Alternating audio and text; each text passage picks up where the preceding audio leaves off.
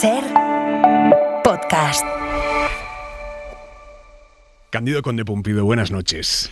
Buenas noches. Bienvenido a Hora 25. Muchas gracias por invitarme. Mañana comienza en Madrid el 6º Congreso Mundial de Justicia Constitucional y se van a reunir en España pues casi 100 tribunales constitucionales, consejos constitucionales de todo el mundo, digamos. Va a ser la cumbre mundial de los tribunales constitucionales. ¿Qué importancia tiene para España ser anfitriona de una cumbre así?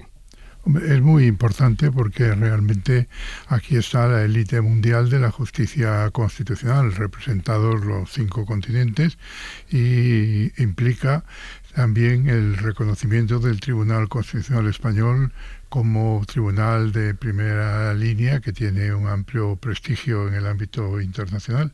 Nos permite además poder conjugar las posiciones de tantos tribunales constitucionales y en una materia muy importante que es al final el derecho constitucional del futuro.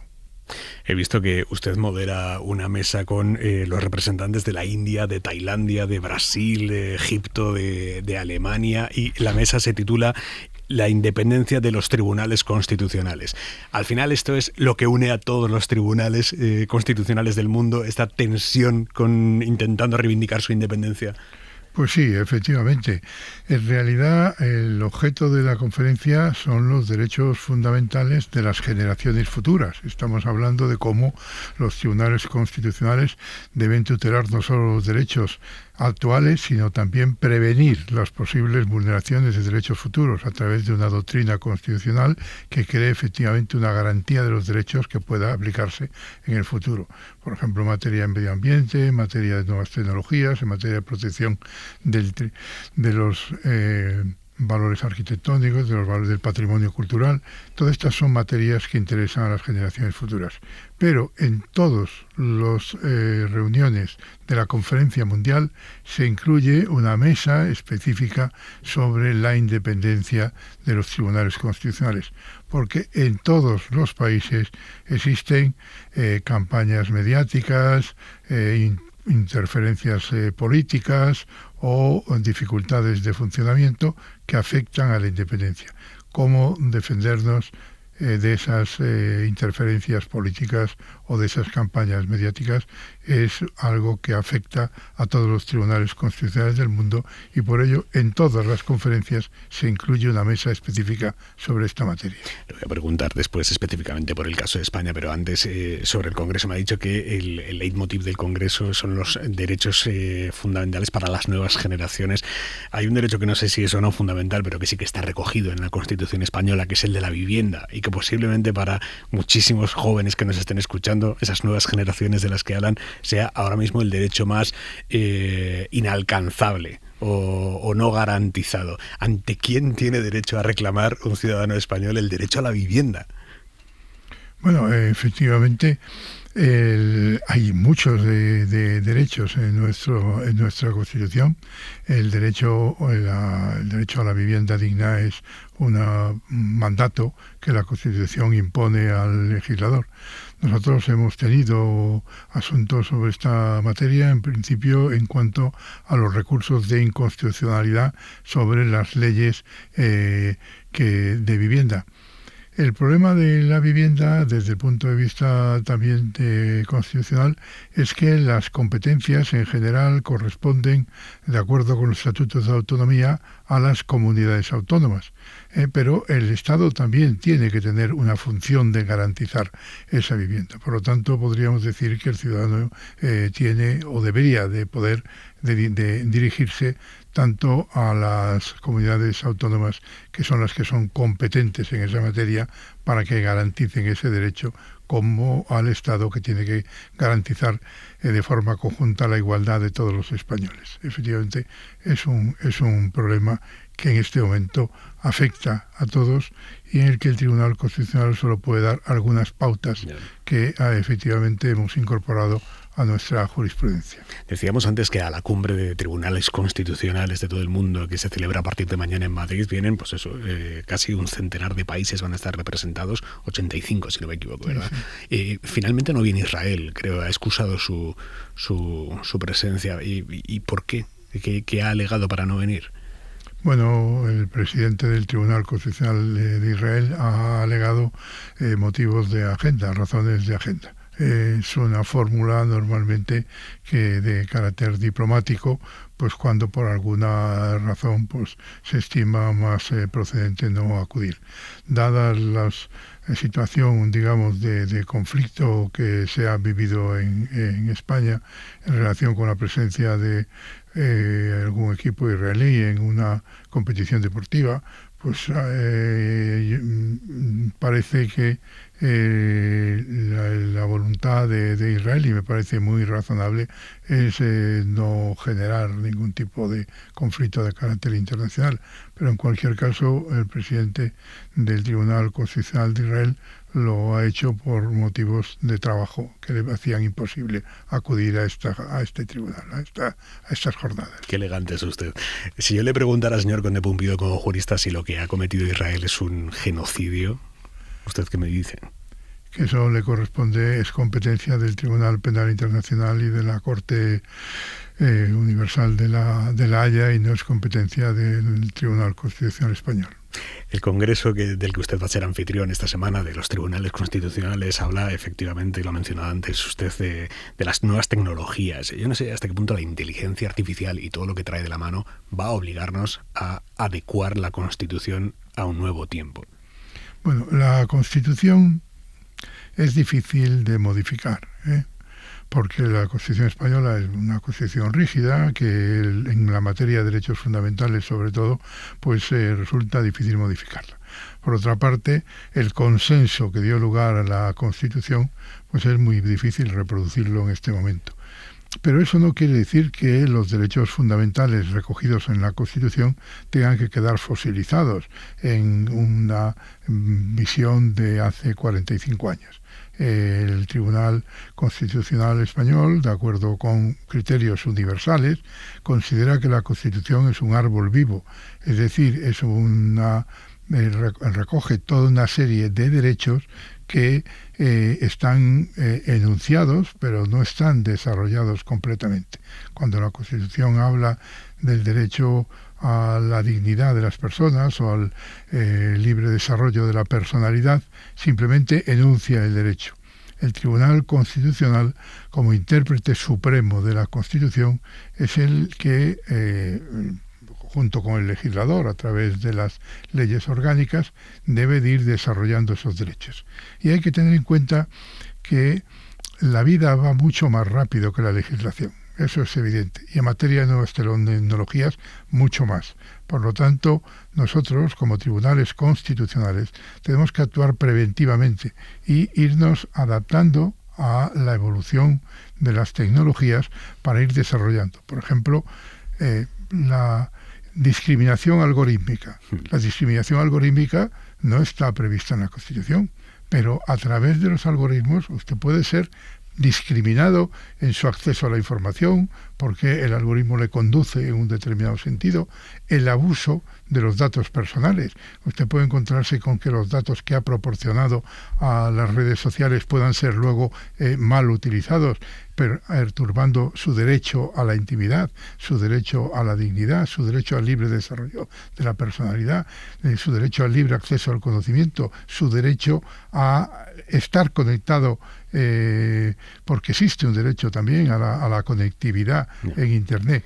Todos estos derechos se tienen que llenar de contenido precisamente a través de la interpretación de la Constitución, porque hay que tener en cuenta que una sentencia constitucional establece un marco jurídico que permanece en el tiempo mucho más allá que los propios programas políticos o ciclos electorales. El derecho, los jueces crean derecho en sus sentencias y los jueces constitucionales crean derecho constitucional en sus sentencias. Por ejemplo, el derecho al aborto, ¿usted es partidario? ¿Cree que hay que blindarlo en la Constitución? Bueno, como le digo, yo como magistrado y presidente del Tribunal Constitucional respeto las decisiones del Poder Ejecutivo o del Poder Legislativo si estima conveniente establecer alguna modificación de la Constitución. Otros tribunales constitucionales tienen entre sus competencias informar las modificaciones de la Constitución, pero el nuestro no. Por lo tanto, yo no me pronuncio sobre la posibilidad de que este derecho pueda ser reconocido de manera expresa. Ahora bien, lo que sí ha dicho el Tribunal Constitucional es ya en sus sentencias establecer que el derecho fundamental reconocido en el artículo 10 de la Constitución sobre el libre desarrollo de la personalidad incluye también el libre desarrollo de la personalidad de la mujer que en un momento determinado, de acuerdo naturalmente con las disposiciones de la ley, decide que no puede ser obligada a ser madre y decide interrumpir su embarazo. Eso forma parte de ese derecho. También hemos dicho que el derecho a la integridad física de la mujer también abarca ese derecho. Por lo tanto, ese derecho, de alguna manera, de acuerdo con la doctrina del Tribunal Constitucional, ya está incorporado al espectro de los derechos fundamentales a través de la doctrina jurisprudencial.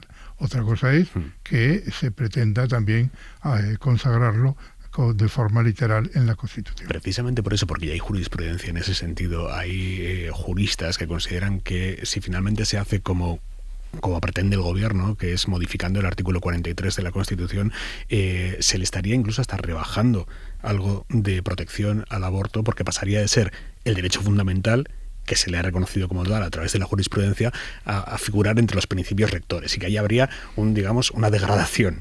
¿Usted lo comparte esto? Como yo le digo, yo soy muy respetuoso con las decisiones del legislador. Y efectivamente, esa decisión parte del hecho de que la modificación de los derechos fundamentales en la Constitución española, que es en ese sentido muy rígida, es muy difícil. Exigen unos requisitos que son en este momento muy prácticamente inalcanzables. Por lo tanto, se busca una vía para hacer esa modificación. Pero evidentemente yo respeto cuáles las decisiones del legislador, que no sabemos además si finalmente se aprobará, porque incluso esta vía también exige unas mayorías que son difíciles de alcanzar. En este caso prácticamente imposibles. ¿Le preocupan las críticas muy duras que está recibiendo el Tribunal Constitucional bajo su mandato por parte del principal partido de la oposición? Llegó a referirse el PP al Tribunal Constitucional como el cáncer del Estado de Derecho. Yo no quiero referirme en absoluto a ninguna críticas específicas ni tampoco a un partido específico. Solo le digo que el Tribunal Constitucional está en la Constitución establecido precisamente para obligar a todos los poderes públicos a cumplir con la Constitución. Y para que puedan obligar a los poderes públicos, legislativo, ejecutivo y judicial, los poderes públicos deben respetar las decisiones del Tribunal Constitucional, porque no son decisiones sencillas, son decisiones complejas. Precisamente porque son decisiones complejas, son los propios poderes del Estado los que nos han elegido por una gran mayoría. El Congreso elige a 4 magistrados por 3/5, el Senado elige a otros 4 magistrados por 3/5, y los otros 2 poderes del Estado, que también son controlados por el Tribunal Constitucional, el Ejecutivo y el Judicial, eligen a los otros 4 magistrados cada 9 años. Por lo tanto, son los poderes del Estado, integrados por políticos, los que nos han elegido para tomar unas determinadas decisiones. Si se descalifica al árbitro, que es el Tribunal Constitucional, se están descalificando a sí mismos, porque son los que, de alguna manera, han configurado el Tribunal Constitucional. Y si no se respeta el Tribunal Constitucional, no se respeta la Constitución. Por eso a nosotros nos preocupa, pero no a nivel interno español, al conjunto de los tribunales constitucionales en el mundo le preocupa cuando se aprecian ciertas campañas políticas para, cuestionar la independencia de los tribunales constitucionales. Los tribunales constitucionales, por lo menos en lo que yo le puedo decir del español, son absolutamente independientes y hemos sido elegidos precisamente entre juristas que gozamos ya previamente de esa independencia. ¿Usted cree que en España hay una campaña contra el Tribunal Constitucional, campaña político, mediática, no lo sé? Bueno, yo creo que solamente hace falta leer la prensa todos los días. ¿Y qué se encuentra usted? pues encuentro, por ejemplo, afirmaciones radicalmente falsas. Por ejemplo, hay quien escribe con absoluta ignorancia que la sentencia del Tribunal Constitucional sobre la amnistía, desde su primera propuesta hasta el final, no se cambió ni una coma. Y lo dice con toda tranquilidad en un medio público importante, y claro, la gente pues a veces que tiene mucho respeto a la letra impresa se lo cree. La sentencia del Tribunal Constitucional sobre la ley de amnistía se estuvo trabajando durante muchos meses, se presentó un proyecto muy bien elaborado y muy razonado por la magistrada ponente, y ese proyecto se deliberó durante todo un mes. De los 9 años que llevo en el Tribunal Constitucional no ha habido ninguna sentencia, ni sobre el proceso, ni sobre el artículo 155 de la Constitución, ni sobre el estado de alarma, que fueron sentencias importantes en las que yo participé, a decir un mes de deliberación. Y tuvo muchas versiones, desde la primera presentada por el ponente hasta otra segunda versión que incorporaba pues un apartado muy amplio sobre el derecho europeo, hasta una tercera versión. Fue cambiando a lo largo del tiempo. Sin embargo, se cuestiona por personas diciendo que es una sentencia en la que no se deliberó suficiente. Bueno, naturalmente se le dedicó un mes entero a la deliberación, la sentencia más deliberada que yo he visto en el Tribunal Constitucional. Fue muy áspero el debate interno sobre la ley de amnistía, quiero decir, porque ya desde fuera ya íbamos viendo en modo de cartas abiertas hacia usted por parte de Enrique Arnaldo, veíamos ahí había digamos llamas. No sé internamente cómo lo vivieron. El procedimiento de la carta abierta dentro de un tribunal colegiado que debe deliberar no es, la verdad, un procedimiento habitual. La deliberación de una sentencia, de acuerdo con las tradiciones, y yo llevo 50 años como magistrado y conozco bien esta materia, debe ser una deliberación reservada, por un lado, y por otra parte debe hacerse en el ámbito interno del tribunal. Por eso yo no me refiero para nada a esas digamos, aspectos de la deliberación que deberían de mantenerse en el ámbito del tribunal y que a veces se hacen públicos. No. En cualquier caso, fue una deliberación álgida, o sea, con cierta tensión, porque el tema, la verdad, tiene una tensión.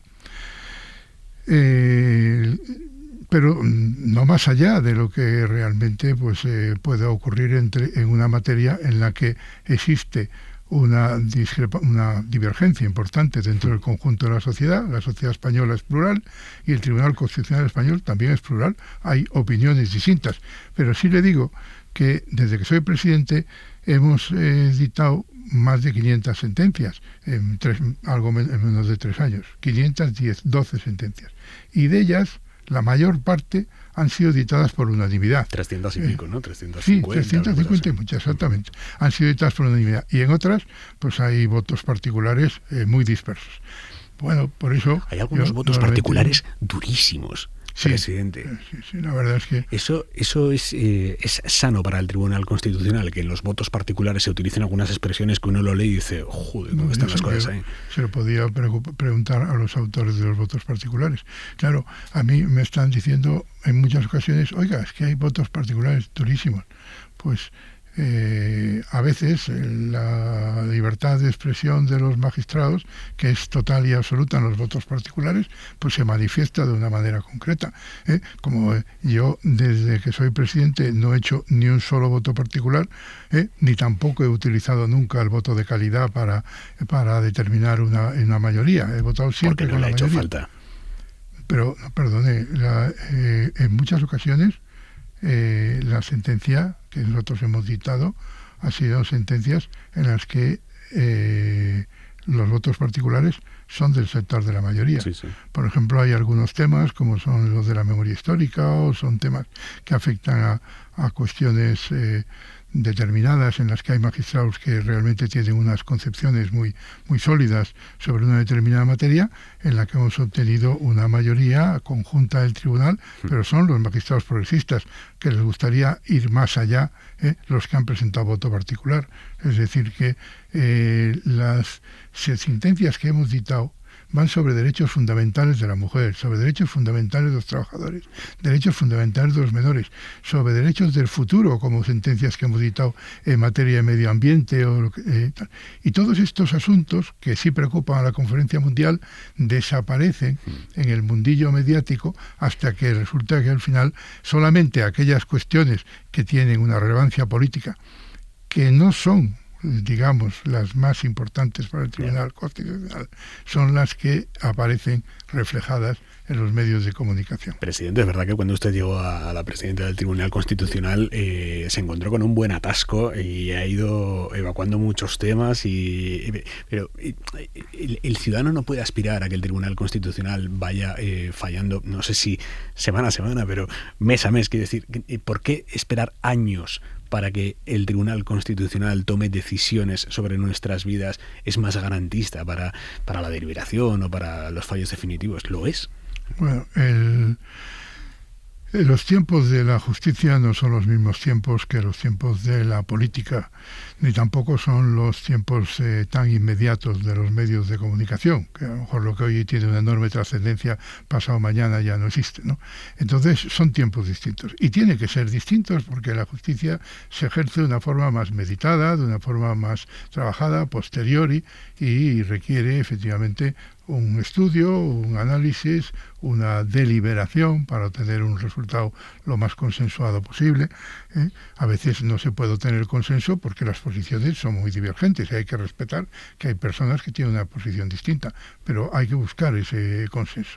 Por lo tanto, nosotros no podemos pensar que la justicia va a trabajar con los mismos tiempos de la política. A veces nos quieren obligar, pasa esto, pasa lo otro, este señor político pues dice una manifestación y nosotros vamos a nuestro ritmo y hay que respetar el ritmo del Tribunal Constitucional. Ahora bien, yo también comparto con usted que la justicia lenta no es una buena justicia. Por eso yo he procurado que aquellos asuntos, digamos, que estaban más retrasados, por ejemplo, teníamos una sentencia sobre la ley del aborto de Zapatero que llevaba 13 años esperando en un cajón, la pusimos, y de la sentencia de la amnistía, pues la hemos puesto en 9 meses, cuando, por ejemplo, sobre el Estatuto de Autonomía tardó 4 años. ¿Cuándo van a estar resueltos todos los recursos sobre la ley de amnistía?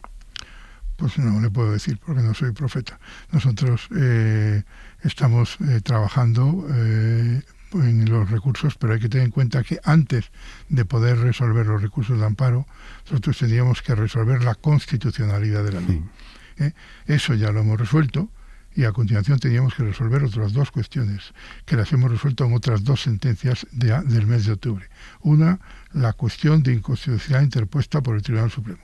Porque aunque nosotros hubiéramos resuelto el recurso del principal partido de la oposición, el Tribunal Supremo tenía sus razones también en una cuestión de inconstitucionalidad que nos había presentado. Por lo tanto, esa cuestión teníamos que resolverla. La hemos resuelto ya, segunda sentencia, y hemos resuelto una tercera sentencia que nos pronunciamos sobre la malversación, porque en la primera no se trataba el tema de la malversación. Ahora nos encontramos con un grupo de recursos, 8 recursos, que afectan tanto a aquellos políticos del proceso que fueron juzgados y condenados, pero no se le aplicó la amnistía. Que son los recursos de las comunidades autónomas. Tienen también recursos de las comunidades autónomas, sí, que los iremos resolviendo, digamos, paulatinamente. ¿Cómo interpreta usted que el PP presentara su recurso y luego presentaran muchos recursos en cada territorio que gobiernan?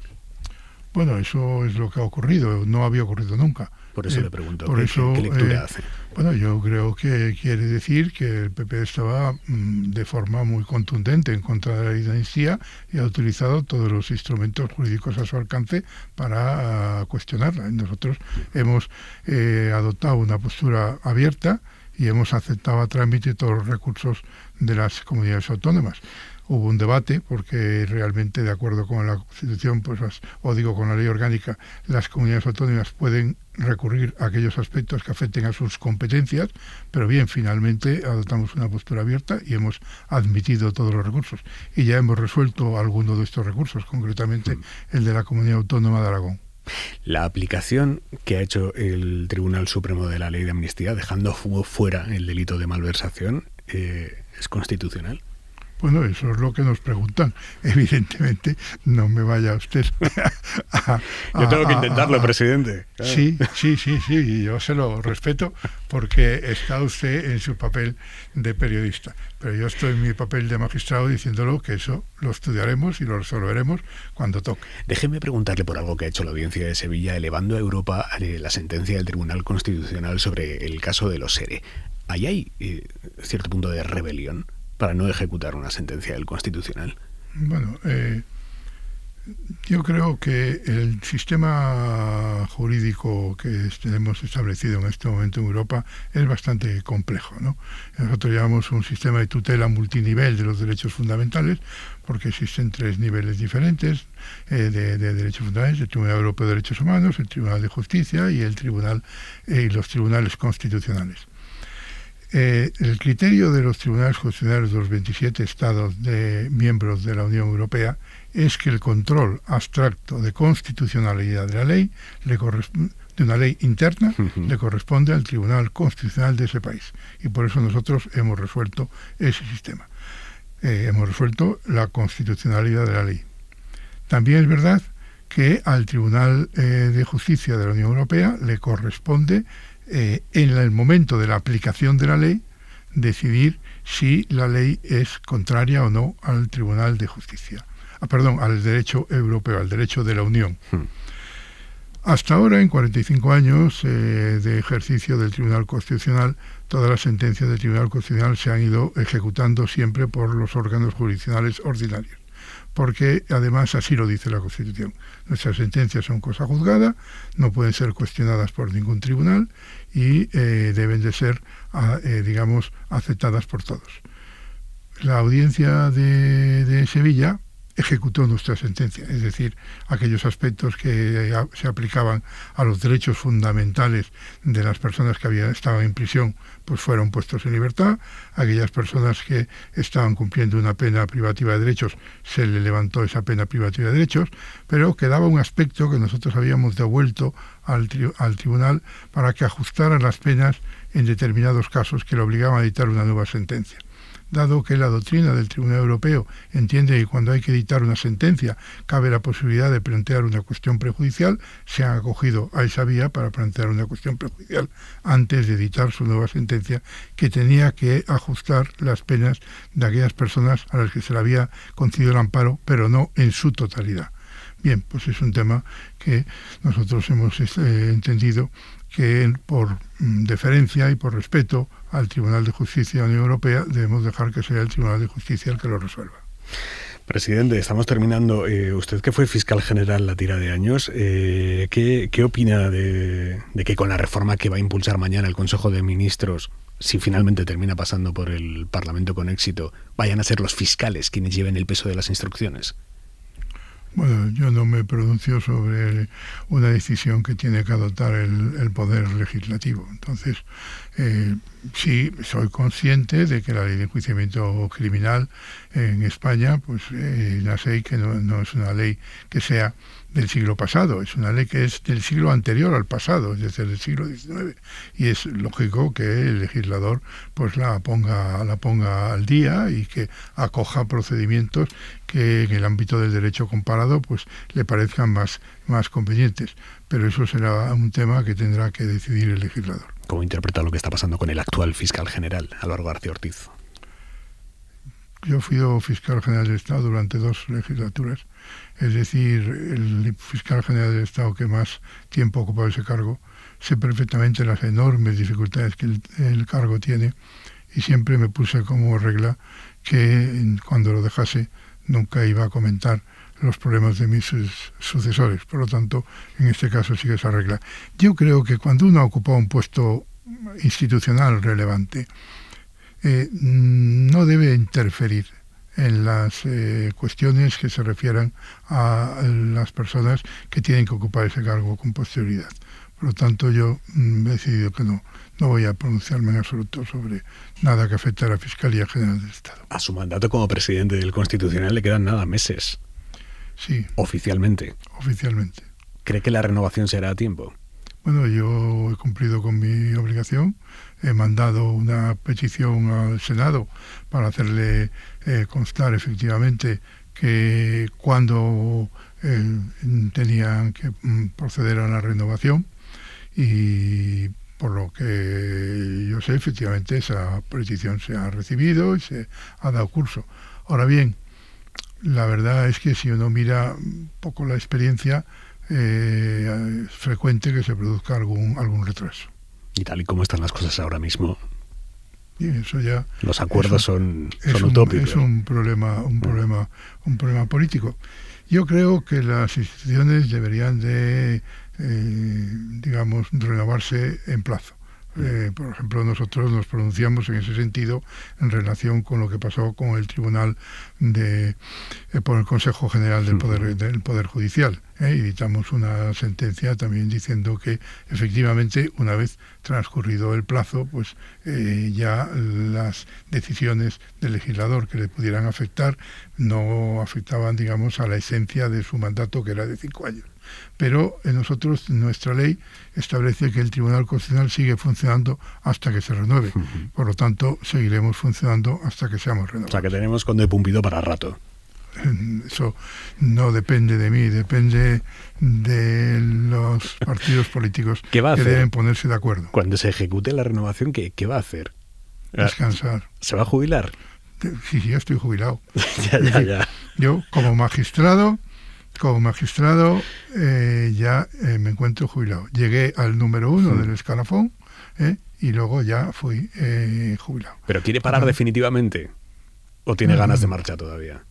No, perdona, yo lo que me encuentro después de 50 años de ejercicio profesional como magistrado, creo que, y de 3 años como presidente, en el que he tratado de poner al día el Tribunal Constitucional y resuelto muchas sentencias relevantes, tengo una sensación de misión cumplida.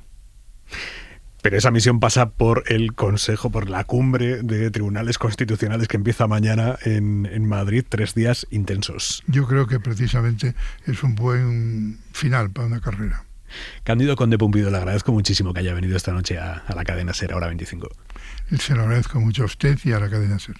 Para no perderte ningún episodio, síguenos en la aplicación o la web de la SER, Podium Podcast o tu plataforma de audio favorita.